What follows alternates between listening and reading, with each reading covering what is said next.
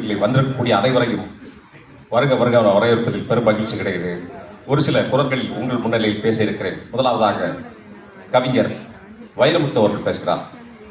இந்த உலகத்திலே இழந்து விட்டால் திரும்ப பெற முடியாதது இரண்டு விஷயங்கள் தான். ஒன்று உயிர், இன்னொன்று காலம். காலத்தை இழந்து விட்டாலும் திரும்ப பெற முடியாது. ஆகையினால் 10ஆம் வகுப்பு மற்றும் 12ஆம் வகுப்பு பொதுத் தேர்வு எழுதக்கூடிய மாணவர்கள் காலத்தை வீணாக்காமல் படித்தால் நீங்கள் வாழ்க்கையில் உயரலாம் என்பதை கூறிக்கொள்கிறேன். அடுத்தபடியாக திருமுருக கிருபானந்த வாரியார் பேசுகிறார். இலங்கையிலே சீதா பிராட்டியார் இருக்கின்றார். அப்பொழுது அனுமன் அங்கு தூதுவனாக சென்றார். அப்பொழுது சீதா பிராட்டியாரிடம் கூறுகிறார்.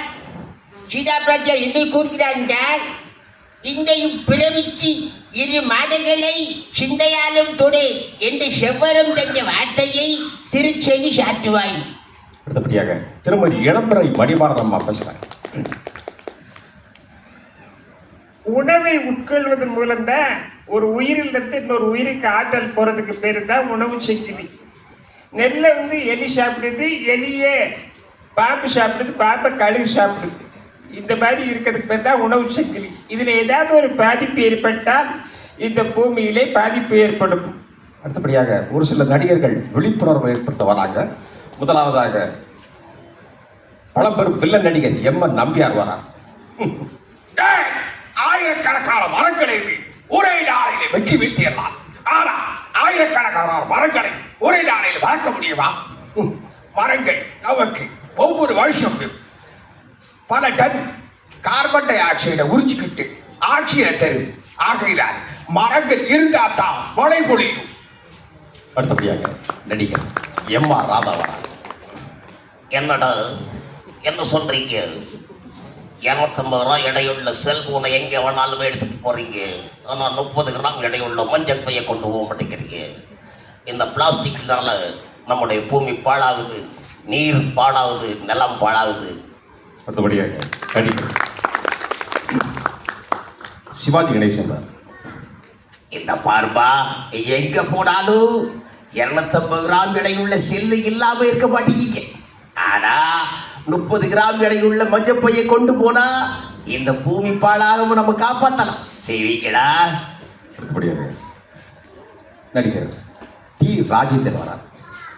இந்த பாருமா, என் தோல்ல போட்டு வளர்த்த என் தங்கச்சியாவே இருந்தாலும் சரி, நெகிழி பையன் வச்சுன்னா கண்டிப்பா நான் ஃபைன் போடத்தாமா செய்வேன். அடுத்தபடியாக நடிகர் உசிலமணி வரார். நாம என்னைக்கு உணவு பழக்கத்தை நாம மாற்றினோமோ அன்னையிலிருந்து நோய்கள் வர ஆரம்பிச்சு. நம்முடைய முன்னோர்கள் எல்லாம் நவதானியங்களையும் இந்த தானியங்களை சாப்பிட்டுக்கிட்டு இருந்தாங்க. நாம உணவு பழக்கத்தை மாற்றினோம். என்னைக்கு மாற்றினோமோ அன்னையிலிருந்து நோய்கள் வர ஆரம்பிச்சு. அடுத்தபடியாக நடிகர் விஜயகாந்த். நம்ம என்னைக்கு உணவு பழக்கத்தை மாத்திரமோ அன்னையிலிருந்து நோய்கள் பெருக ஆரம்பிச்சு. நடிகர் சாருகாசன் வராரு. அவர் ராக்கெட் எப்படி ஏவுதாங்க அப்படிங்கிறத சொல்றதுக்கு வராரு. இப்ப நீங்க பாத்தீங்களே ஒரு பவர் பாயிண்ட். இது ராக்கெட் எப்படி ஏவுறாங்க அப்படிங்கிற பவர் பாயிண்ட். முதல்ல ராக்கெட் நியூட்டனுடைய 3வது இயக்க விதியும் நேர்கோட்டு உந்த அழிவின்மை விதியும் 2 பயன்படும். ராக்கெட்ல முதல்ல எரிபொருளை நிரப்புறாங்க, பிறகு எரியூட்டப்படுகிறது. நிறை குறைய குறைய அதனுடைய திசைவேகம் அதிகரித்து ராக்கெட் மேல போகும். அடுத்தபடியாக ஒரு சில நடிகர்கள் கிரிக்கெட்ல கேப்டனா இருந்தாங்கன்னா எப்படி இருக்கும் சின்ன கற்பனை. ஒரு நடிகர் மம்முட்டி வரார்.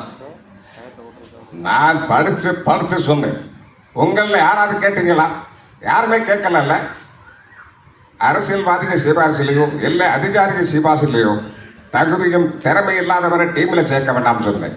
இப்ப 11 பேர் விளையாடக்கூடிய டீம்ல அவன் 2 கோஷி அவுட் ஆக்கிட்டு போயிட்டான். எல்லாருமே சேர்ந்து நம்ம ஜெயிச்சாதான் கப்ப ஜெயிக்க முடியும். அடுத்தபடியாக நடிகர் கமலஹாசன் வரும். நான் படுத்து சொல்றேன். யாராவது நீங்க கேட்டீங்களா? யாருமே கேட்கல. ஏன்னா தகுதியும் திறமை இல்லாதவரை டீம்ல சேர்க்க வேணாம்னு சொல்றேன். நீங்க சேர்த்தீங்க. இப்பப்பா 2 கோஷ்டி உண்டாக்கிட்டு போயிட்டேன். அடுத்தபடியாக நடிகர் ஜனகராஜ் சொன்னார். ஒரு ஓவருக்கு 6 பாலுன்னு என்கிட்ட சொன்னாங்க. இப்போ ஒரே ஒரு பாலை கொட்டுட்டு விளையாடுன்னு சொல்றாங்க.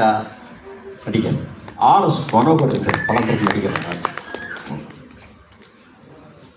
எதிர் டீம்காரன் பேட்டிங் பண்ணும் பொழுது நாம பந்த பிடிக்கிறது மாதிரி பாவலா பண்ணணும். ஆனா பிடிக்க கூடாது.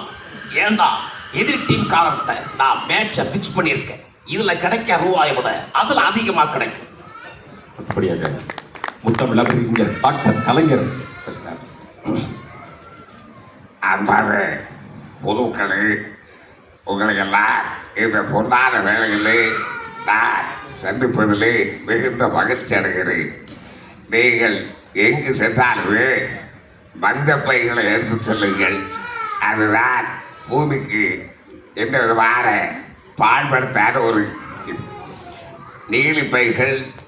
அது பல்வேறு பூவிலே நில மாசுபாடு, நீர் மாசுபாடு, காற்று மாசுபாடு போன்ற பல்வேறு விதமான மாசுபாடுகளை ஏற்படுத்துகிறது. ஆகையினால் அனைவருமே மஞ்சப்பைக்கு மாற வேண்டும் என்று வேண்டி விரும்பி கேட்டுக்கொள்கிறேன்.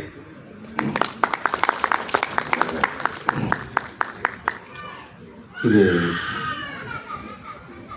ஒரு ட்விங்கிள் ட்விங்கிள் லிட்டில் ஸ்டாருக்கு பாட்டை ஒவ்வொருத்தரா பாடுறாங்க. முதல்ல ஒரு சின்ன குழந்தை பாடு.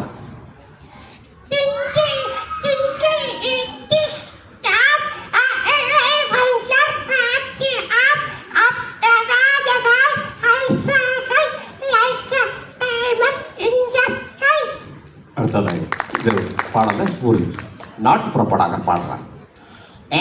Twinkle twinkle little star, come I wonder what you are. Top of the world, why so high? I like a diamond in the sky. Oh, like a diamond in the sky. எனக்கு பேச வாய்ப்பளித்தது செய்தி மற்றும் மக்கள் தொடர்பு நன்றி கூறி உங்களிடமிருந்து விடைபெற்று செல்கிறேன். நன்றி, வணக்கம்.